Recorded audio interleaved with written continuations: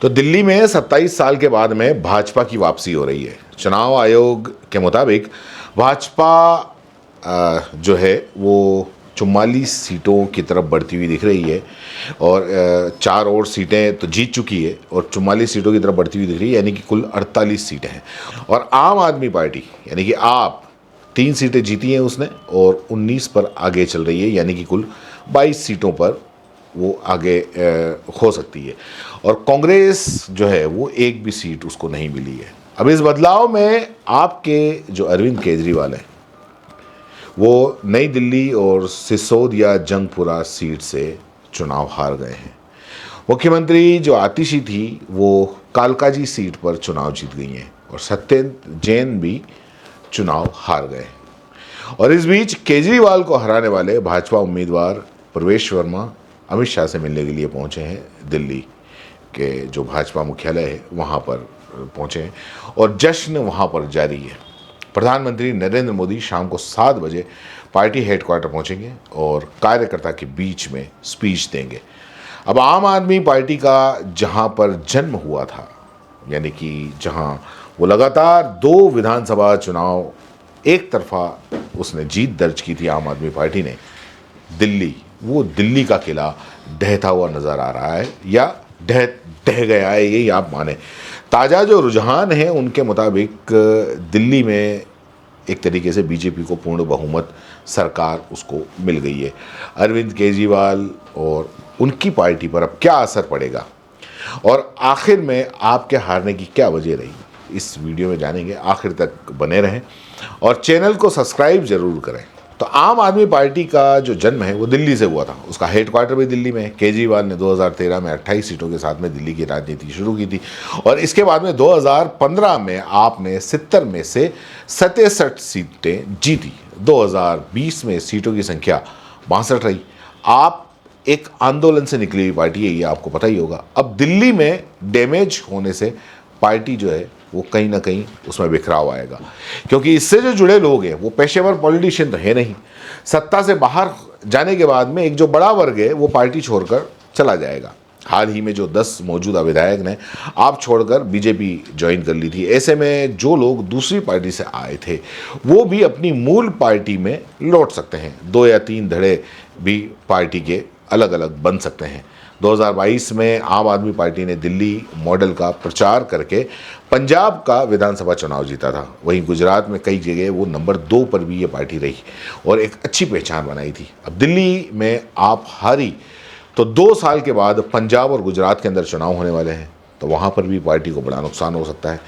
अब दूसरा ये कि केजरीवाल की इमेज पर एक बड़ा डेंट पड़ेगा, यानी कि जो केजरीवाल का जो पार्टी के अंदर रसूख है वो घटेगा।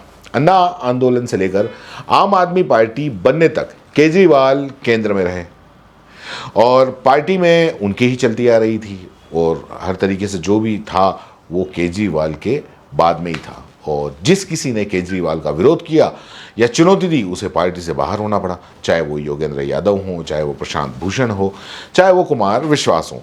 अब इस चुनाव में हार का ठीकरा अगर किसी के फूटना है तो वो सीधा सीधा केजरीवाल के सिर पर ही फूटेगा और किसी के नहीं मत्थे नहीं मड़ेगा।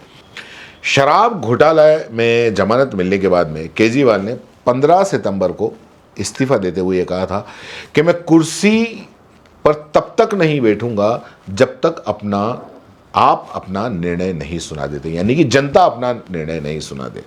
उसने ये भी कहा था कि अगर मैं बेईमान हूं तो मुझे वोट मत देना। अब केजरीवाल के हारने के बाद में ये तो साबित हो गया कि जनता उन्हें बेईमान मानकर खारिज कर दिया, क्योंकि केजरीवाल ने ही कहा था कि अगर मैं बेईमान हूं तो मुझे वोट मत देना। और केजरीवाल का जो राजनीतिक भविष्य है वो खतरे में आ गया है। अब पार्टी में दबे जुबान में उनके खिलाफ बोलने वाले जो नेता हैं अब वो खुलकर बोलेंगे।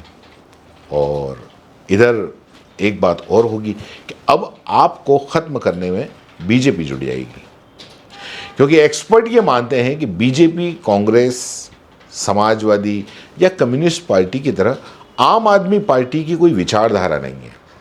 सबकी अपनी अपनी विचारधारा है। समाजवादी पार्टी की अपनी विचारधारा है, कम्युनिस्ट पार्टी की अपनी विचारधारा है, बीजेपी की अपनी विचारधारा है, तो कांग्रेस की भी अपनी विचारधारा है। लेकिन आम आदमी पार्टी ऐसी है जिसकी कोई विचारधारा नहीं है। उसका जो गठन हुआ है वो सत्ता के लिए हुआ था, और पार्टी को एकजुट रहने के लिए सत्ता में रहना जरूरी है।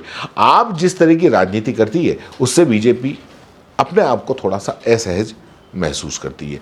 ऐसे में उसे खत्म करने के लिए बीजेपी ने पूरा जोर लगा दिया, चाहे उसके नेताओं को जेल भेजना हो या पार्टी में भगदड़ मचा देना हो।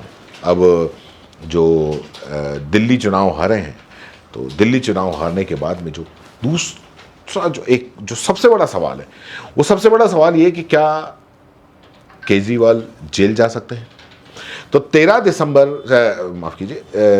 सितंबर 2024 को तिहाड़ जेल से रिहा होने के बाद में केजरीवाल ने कहा था कि बीजेपी को लगा कि मुझे जेल में डालकर मेरा हौसला तोड़ देंगे। आज मैं जेल से बाहर आ गया हूं, मेरे हौसले 100 गुना ज़्यादा बढ़ गए हैं। जेल की सलाखें केजरीवाल के हौसले को कम नहीं कर सकती, लेकिन चुनावी नतीजों ने अब बाजी पलट दी है।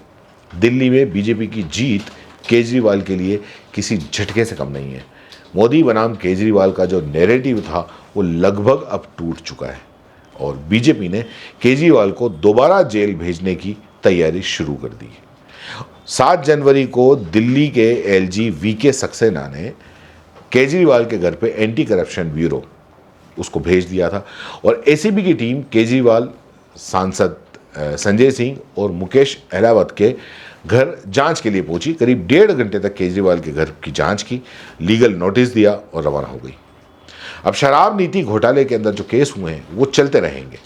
31 जनवरी को दिल्ली के द्वारका में मोदी ने कहा था कि चुनाव के बाद आपके भ्रष्टाचार पर कड़ा प्रहार होगा। अगर ऐसा होता है तो केंद्रीय जांच एजेंसी आप नेताओं की मुश्किलें बढ़ा सकती है, क्योंकि अरविंद केजरीवाल, मनीष सिसोदिया, संजय सिंह, सत्येंद्र जैन सहित कई नेता घोटाले के आरोपी हैं। आप दिल्ली चुनाव हारने के बाद सबसे पहले अपने दूसरे गढ़ पंजाब को बचाने में भी जुटेगी।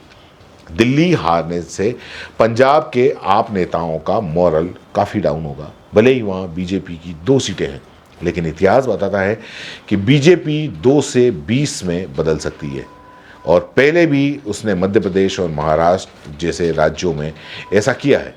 क्योंकि केजरीवाल की लीडरशिप में पार्टी चुनाव हारी है, तो हो सकता है कि पार्टी का संयोजक यानी अध्यक्ष बदला जाए।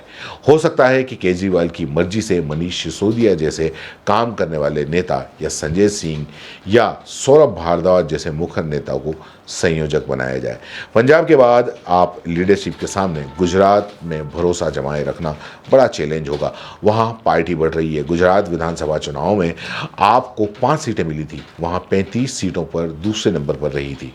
अब ऐसे के अंदर, क्योंकि दिल्ली से आप चुनाव करीब करीब हार चुकी है, सत्ता से बाहर हो चुकी है, और अब जो दूसरा जो है, मतलब आप पहले तो खुद का अपना अस्तित्व तलाशेगी, और उसके बाद में जो दूसरे राज्यों के अंदर पैर फैलाए हैं वहाँ वापस जमाने की कोशिश करेगी। फिलहाल के लिए इतना ही। आपके सामने फिर से आते रहेंगे। धन्यवाद।